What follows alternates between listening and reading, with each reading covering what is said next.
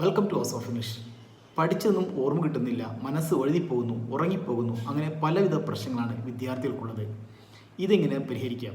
പഠനത്തിൽ മുമ്പിലെത്താൻ അവർക്ക് ബുദ്ധിയേക്കാൾ ഉപരി പഠനത്തിനോടുള്ള വിവേകപൂർവമായ ഒരു സമീപനമാണ് വേണ്ടത്. പഠിക്കുന്ന വിദ്യാർത്ഥിയുടെ മനസ്സിൽ 3 കാര്യങ്ങൾ എപ്പോഴും ഓർമ്മയുണ്ടായിരിക്കണം. First, planning. Second, preparation. Third, presentation. Planning. വിദ്യാർത്ഥികളെ സംബന്ധിച്ചിടത്തോളം പ്ലാനിങ്, ആസൂത്രണം വളരെ പ്രധാനപ്പെട്ടതാണ്. പഠനം ആസൂത്രണം ചെയ്യുമ്പോൾ ഏറ്റവും പ്രധാന ഘടകം അത് സമയബന്ധിതമായി ചെയ്തു തീർക്കുക എന്നതാണ്.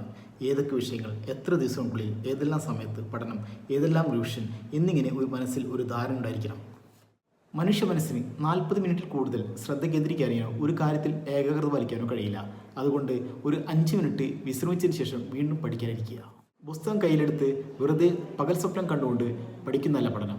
പുസ്തകം കയ്യിലെടുത്ത് കൃത്യമായ അളവിലും തൂക്കത്തിലും പഠിക്കുന്നതുകൊണ്ട് മാത്രമേ കാര്യമുള്ളൂ. പ്രിപ്പറേഷൻ, തയ്യാറെടുപ്പ്. ഏറ്റവും എളുപ്പമുള്ളതായിരിക്കും കുട്ടികൾ ആദ്യം തിരഞ്ഞെടുക്കുക പഠിക്കാൻ വേണ്ടിയിട്ട്. പക്ഷേ അങ്ങനെയല്ല വേണ്ടത്. ഏറ്റവും ബുദ്ധിമുട്ടുള്ളതും കഷ്ടപ്പെടുന്നതുമായ സബ്ജക്റ്റ് ആയിരിക്കും ആദ്യം പഠിക്കേണ്ടത്. അത് പഠിച്ചു കഴിഞ്ഞാൽ തന്നെ മറ്റുള്ളതൊക്കെ നമുക്ക് എളുപ്പമുള്ളതായി തോന്നും. ഉറങ്ങാൻ നേരത്ത് 20-25 മിനിറ്റ് പഠിച്ച കാര്യങ്ങൾ ഓർമ്മിക്കാൻ വേണ്ടി സമയം കണ്ടെത്തുക. പ്രസൻറ്റേഷൻ, അവതരണം. എല്ലാം നന്നായിട്ട് മനഃപ്പാടമാക്കിയിട്ട് പോലും പരീക്ഷയ്ക്ക് നല്ല മാർക്ക് നേടാൻ കഴിയാതെ പോകുന്നത് പഠിച്ചത് അവതരിപ്പിക്കുന്നതിൽ ഉണ്ടാകുന്ന പാകപ്പിഴകളാണ്.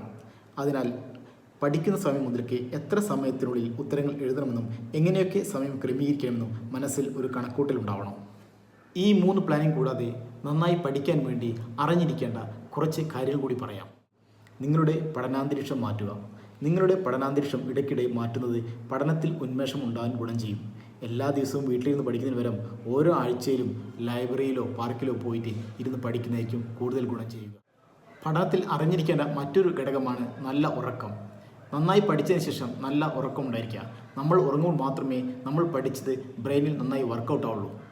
പഠനത്തെ ശല്യപ്പെടുത്തുന്നത് ഒഴിവാക്കുക. TV, മൊബൈൽ, ടാബ്ലറ്റ് ഇതെല്ലാം നമ്മൾ ഒഴിവാക്കുക. പരമാവധി സോഷ്യൽ മീഡിയ ഉപയോഗിക്കാതിരിക്കുക. മറ്റൊരു ടെക്നിക്കാണ് റിട്രീവൽ പ്രാക്ടീസ്. പഠിച്ച ശേഷം വീണ്ടും ഓർക്കുക എന്ന ആശയത്തെ അടിസ്ഥാനമാക്കിയുള്ള ടെക്നിക്കാണിത്. ഒരു ചോദ്യത്തിനും ഉത്തരം ഓർമ്മിക്കുന്നത് നമ്മുടെ പഠനത്തെ കൂടുതൽ മെച്ചപ്പെടുത്തുന്നു. പഠിച്ചവ ഓർത്തെടുക്കുന്നത് പരിശീലിക്കുകയാണെങ്കിൽ പിന്നീട് വിവരങ്ങൾ ഓർമ്മിക്കാൻ കൂടുതൽ സാധ്യതയുണ്ട്. മറ്റൊരു ടിപ്പാണ് നിങ്ങളുടേതായ ചോദ്യങ്ങൾ ഉണ്ടാക്കുക എന്നുള്ളത്. സ്വയം ഒരു അധ്യാപകനാകുക. ഒരു പരീക്ഷയിലായിരിക്കുമെന്ന് നിങ്ങൾ സങ്കല്പിച്ച് ചോദ്യങ്ങൾ തയ്യാറാക്കുക. പഠിക്കാനുള്ള മറ്റൊരു ടെക്നിക്കാണ് ഫെയ്ൻമാൻ ടെക്നിക്ക്. ഒരു പാഠഭാഗം ലളിതവും രസകരവുമായ രീതിയിൽ വിശദീകരിച്ചുകൊണ്ട് വേഗത്തിൽ പഠിക്കുന്നതിനുള്ള കാര്യക്ഷമമായ രീതിയാണ് ഫെയ്ൻമാൻ ടെക്നിക്ക്.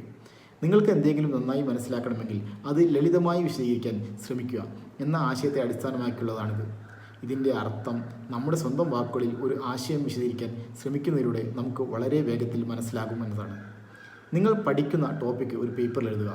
എന്നിട്ട് മറ്റൊരാളെ പഠിപ്പിക്കുന്ന പോലെ നിങ്ങളുടെ സ്വന്തം വാക്കുകളിൽ വിശദീകരിക്കുക. നിങ്ങൾ എഴുതിയത് ഒന്നുകൂടി ശ്രദ്ധിക്കുക. നിങ്ങൾക്ക് തെറ്റുപറ്റിയ ഭാഗങ്ങൾ തിരിച്ചറിയുക. മറ്റൊരു സ്റ്റഡി ടെക്നിക്കാണ് കളർ കോഡ് നോട്ട്സ്. ഒരു വ്യക്തിയുടെ ഓർമ്മശക്തി മെച്ചപ്പെടുത്താൻ നിറത്തിന് കഴിയുമെന്ന് അടുത്തിടെ നടത്തിയ ഒരു പഠനം കണ്ടെത്തി. ചുവപ്പും മഞ്ഞയും. പ്രധാന പോയിന്റുകൾ ചുവപ്പ് നിറത്തിൽ എഴുതുക. പ്രധാനപ്പെട്ട വിവരങ്ങൾ മഞ്ഞ നിറത്തിൽ ഹൈലൈറ്റ് ചെയ്യുക. വർണ്ണമനുസരിച്ച് വിഷയങ്ങൾ ക്രമീകരിക്കുക. എല്ലാത്തിനും നിറം നൽകരുത്. ഏറ്റവും പ്രധാനപ്പെട്ട വിവരങ്ങൾക്ക് മാത്രം നിറം നൽകുക. മറ്റൊരു സ്റ്റഡി ടെക്നിക്കാണ് മൈൻഡ് മാപ്പിംഗ്. ഒരു പേജിൽ ഒരു ട്രീയുടെ പടം വരച്ച് അതിൻ്റെ ശാഖകൾക്ക് ഓരോ പേര് നൽകുന്നതാണ് മൈൻഡ് മാപ്പിംഗ് എന്ന് പറയുന്നത്. പല കുട്ടികളും പറയുന്ന ഒരു കാര്യമാണ് സ്പെല്ലിംഗ് മിസ്റ്റേക്ക്. അവരുടെ സ്പെല്ലിംഗ് തെറ്റിപ്പോകുന്നു എന്നുള്ളത്. ഇതിന് ഒരു പരിഹാരം എഴുതി പഠിക്കുക എന്നുള്ളതാണ്. കാര്യങ്ങൾ കേൾക്കുമ്പോൾ തന്നെ അത് നന്നായി എഴുതി നോക്കുക.